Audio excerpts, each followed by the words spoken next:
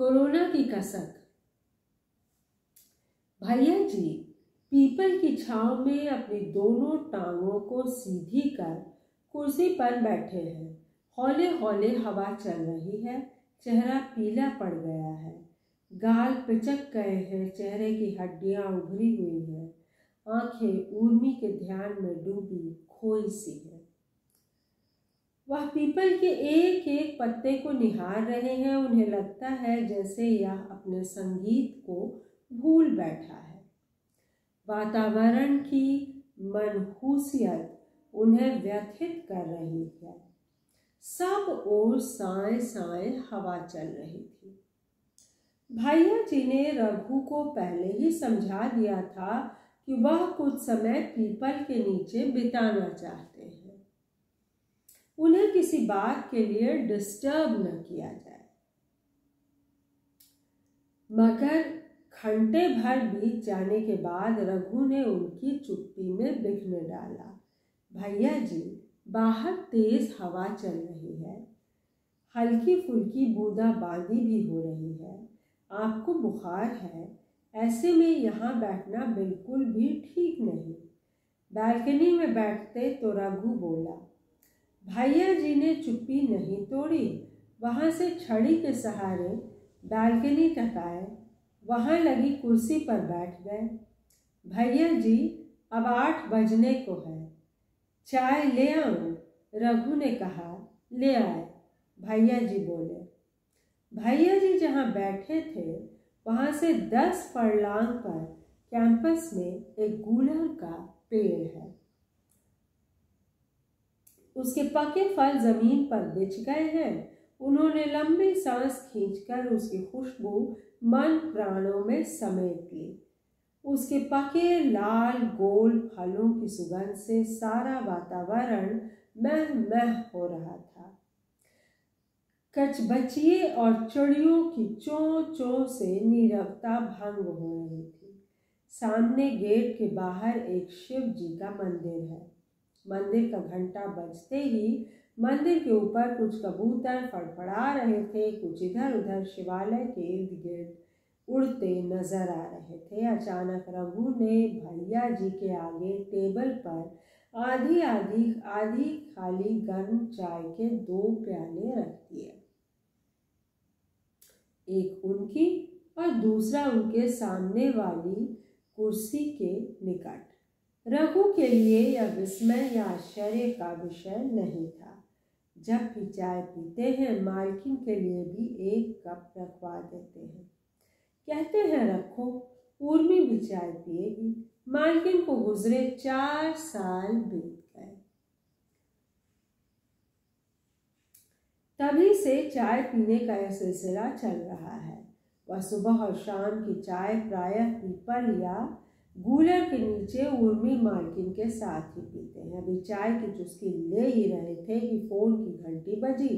भैया जी ने संकेत से रघु को फोन रिसीव करने को कहा। हेलो, मैं राघव बोल रहा हूँ। हाँ राघव बाबा, मैं समझ गया। आज सुबह सुबह फोन करना पड़ा। कल भयंकर बारिश के कारण घर लौटने में देर हो गई। रात के लगभग 11 बजे पहुंचा। उस वक्त पिताजी को फ़ोन करना ठीक नहीं समझा, इसी से अभी फ़ोन कर रहा हूँ, राघव बोला। हाँ राघव, कल देर रात तक आपके फ़ोन की प्रतीक्षा में भैया जी बैठे रहे। जब 11 बज गए तब बिस्तर पर जाकर लेट गए, रघु बोला। हाँ ठीक है, पिताजी को फ़ोन दो, राघव बोला। बस अभी देता हूँ, रघु बोला। भैया जी ने फ़ोन उठाया। हेलो पापा, प्रणाम। 4 साल में ऐसा पहली बार हुआ कि आपको कल फ़ोन नहीं कर पाया, क्षमा कर दीजिए। हाँ, राघव ने फ़ोन किया था क्या? राघव बोला। हाँ, राघव ने फ़ोन किया था, लाघव। उसी ने बताया कि तुम देर रात तक लौट पाओगे, भैया जी बोले। पापा, यहाँ कोरोना का कहर अपनी चरम सीमा पर है। हजारों लोग रोज काल कवलित हो रहे हैं। लाघव तथा बच्चों के साथ स्वदेश लौटने की योजना बना ली है। प्लेन का टिकट भी बन गया। 18 जून की फ्लाइट है। हम सभी पहुंच रहे हैं। आप ज़रा भी चिंता नहीं कीजिए, अपना ध्यान रखिएगा। ठीक है बेटा, तुम घबराना नहीं, यहाँ भी कोरोना का कहर बरपा है। कुछ लोग सरकार द्वारा दिए गए निर्देशों का पालन नहीं कर रहे हैं, इससे महामारी बढ़ रही है। हम दोनों ठीक हैं, सुरक्षित हैं, घर में हैं, घर में ही काम करना, बाहर मत निकलना। देश के विभिन्न राज्यों में फंसे लोगों के लिए यहाँ की सरकार ने स्पेशल ट्रेनें चलाई हैं। लाखों लोग अपने अपने गांव शहर की ओर लौट रहे हैं। यह महामारी जानलेवा है, मुझे चिंता लगी रहती है। यहाँ आ जाओगे तो शांति मिलेगी। पोते पोतियों और बहुओं के साथ रहोगे, कोरोना को हम सब मिलकर हराएंगे। अब फोन रखता हूँ। 2-4 दिन बाद एकाएक राघव ने दूसरी बार फोन किया। कहा, अमेरिकी सरकार ने कोरोना के कारण प्लेन सेवा बंद कर दी है। अब आपको देखने की मेरी उत्सुकता बढ़ रही है। उड़ सकता तो अभी पहुंच जाता। भैया जी ने सांत्वना दिया। घबराओ नहीं, सब ठीक हो जाएगा। फोन रखो, आराम करो। राघव की बात सुन भैया जी अत्यधिक भावुक हो गए। रघु से भी घंटों बातें करते रहे। मानसिक उद्विग्नता के कारण सारी रात सोए नहीं। सवेरा होते होते उनकी तबीयत और बिगड़ गई। पाँव फटते ही भैया जी बालकनी में आ गए। प्रातः काल की सुंदरता निहारने लगे। इसी समय मोहल्ले के किसी लड़के ने आसमान में उड़ते कबूतरों के झुंड में गुलेल की गोली चला दी और पेड़ के सूखे पत्ते की तरह एक कबूतर धरती पर टपक गया। क्षण भर उसने पंख फड़फड़ाए। लड़कों का झुंड बेजान कबूतर हाथ में उठाकर हो हल्ला करने लगा। भैया जी का सर घूम गया। राघव की बात सोचते सोचते कमरे में आए और पलंग पर लेट गए। दोनों बेटों के स्वदेश लौटने की खुशी हवा हो गई। कुछ देर बाद उन्होंने रघु को आवाज़ दी। उसने अलमारी से एल्बम निकालने को कहा। रघु भैया जी के हाथ में एल्बम देकर चौके में चला गया। वह एल्बम देखने लगे। जन्म से लेकर कॉलेज में पढ़ने लिखने वाली किसी फोटो में उर्मी को देखकर उसे याद करने लगी। आंखें छलछलाए। 1 सप्ताह बाद रघु ने राघव बाबा को फोन किया। कहा, राघव बाबा, भैया जी की तबीयत बिगड़ रही है। डॉक्टरों ने जवाब दे दिया है। मेरी समझ में कुछ नहीं आ रहा है कि क्या करूं। देखो, अमेरिकी सरकार ने कुछ उम्मीद जगाई है। अगले सप्ताह से प्लेन सेवा शुरू हो सकती है। तब तक तुम उनकी देख रेख करना। शहर के अच्छे से अच्छे डॉक्टर से उपचार कराना। राघव बोला।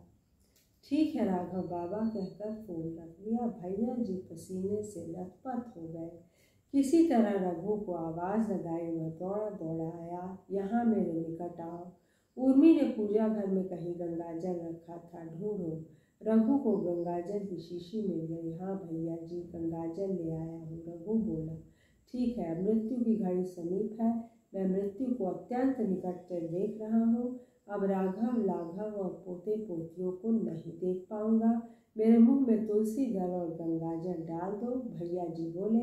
ऐसा न कहिए भैया जी, मैं ठीक ही बोल रहा हूँ। देर न करो, अब सब तुम्ही को करना है।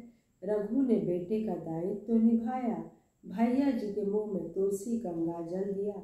राम राम का भजन करने लगा। कुछ ही क्षणों में भैया जी कोरोना की कसक लिए अपनी काया छोड़ परलोक सिधारे। तो विदेश में फंसे बेटे आ ही नहीं पाए। पिता का दम निकल गया। ये थी कहानी कामाख्या प्रसाद मिश्र जी की। बांदा के कामाख्या प्रसाद मिश्र, पूर्व हिंदी विभागाध्यक्ष। कोरोना की कसक। आशा है आपको पसंद आई। आशा है आपने इसकी कसक को महसूसा मेरी तरह। और आशा है पसंद आया मेरा पाठ। लाइक और सब्सक्राइब करें।